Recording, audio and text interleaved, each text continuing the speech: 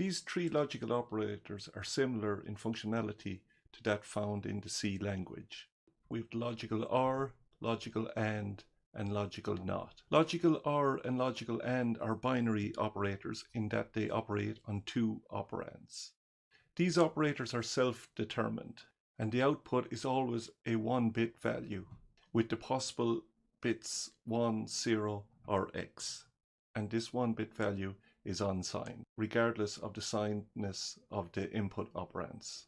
Taking the case of the logical AND operator, what happens is that the two operands are each reduced to single bits, and this is performed by applying an implicit reduction OR operation on each operand. And the two bits are then ANDed in the standard fashion for the AND operator. Let's take the case of the two operands, one a 4-bit value and the other a 3-bit value.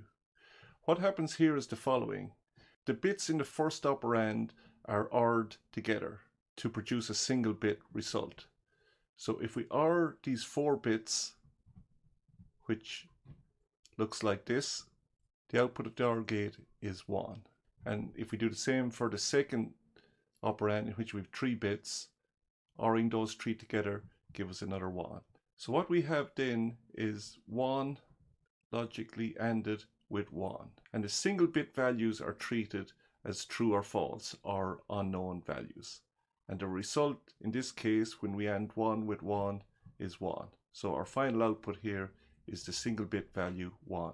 So the main point to note is that when the operands are not single bit values, the operands are reduced using an implicit reduction OR operation to produce a single bit value, and the single bit values are then logically ANDed together.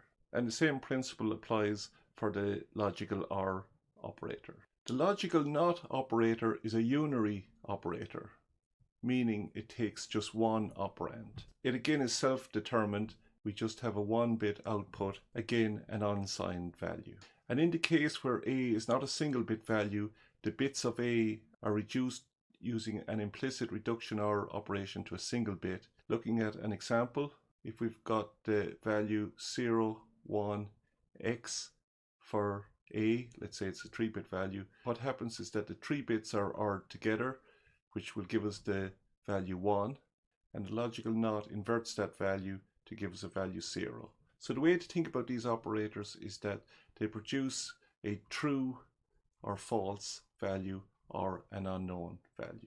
Be careful not to confuse the bitwise operators with the logical operators. So the bitwise OR looks like this, the bitwise AND like this, and the bitwise negation like this. Remember that the logical operators always reduce the operands to a single bit and then combine the single bit values to yield a single bit result.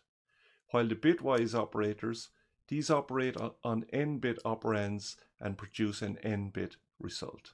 In particular, we need to be careful with the bitwise negation and the logical NOT operators. As an example, let's take the following two expressions. We apply the logical NOT to the 3-bit value,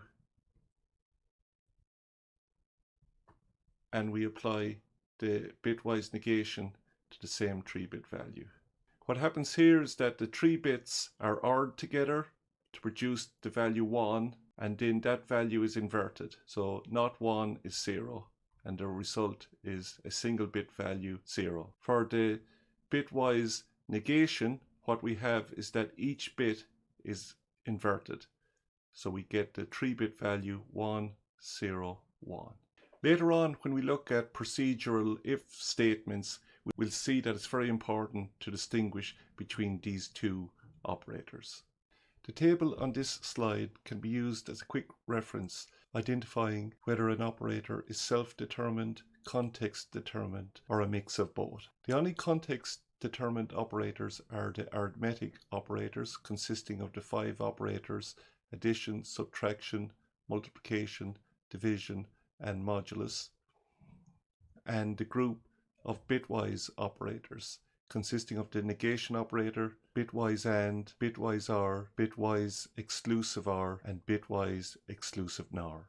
The self-determined operators are shown in blue, And we're then left with the conditional and shift operators, which are operators that are part self-determined and part context-determined. We do not encounter the power operator very often, but it's actually an operator that's part self-determined and part context-determined. At the bottom of the slide, we've got the concatenation operator. It's a self-determined operator. Now, most of our examples have been simple, containing either self-determined or context-determined operators. What we want to now look at is the case of expressions that contain both self-determined and context-determined operators, and to see how these expressions are handled. Let's take an example containing a self-determined operator, a context-determined operator, the addition operator, and another context-determined operator, another addition operation.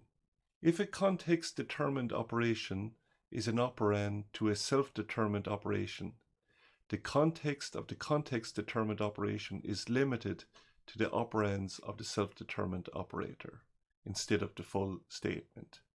To see what we mean by this, let's take this context-determined operator here. A good way to think about what we mean is that when this context-determined operation is evaluated, it does not see anything beyond the self-determined operator. The self-determined operator provides a barrier beyond which this context-determined operation cannot be applied. If we take some example lengths for our operands, when we are determining the context for this addition operator, the context does not include anything beyond the self-determined operator. So what that means is that for our addition, we just look at the sizes 7, 9, and 10. We cannot see anything beyond the self-determined operator. So we've got 7, 9, and 10. Take the largest of those, which is 10, and that is the output size for our addition. And we have to do our extension then accordingly. So even though we have a size 18 for D, the context for our addition is limited by the self-determined operation. This makes sense as the output of the self-determined operator is of size 1 bit. The barrier concept applies in both directions. So what that means is that when we consider the context for the second addition operator, the context is limited to D and the output of the self-determined operator. The context does not extend backwards beyond the self-determined operator. Taking some examples, in this case when establishing the context for the second addition operator, the two sizes that we have are 16 and 1. The context does not extend beyond the barrier. So the larger of these two is 16, indicating that the output of the addition is 16, and we have an extension from 1 bit to 16 bits. So even though we have 32-bit values, that does not influence the context for the second addition operator. These rules are summarized here.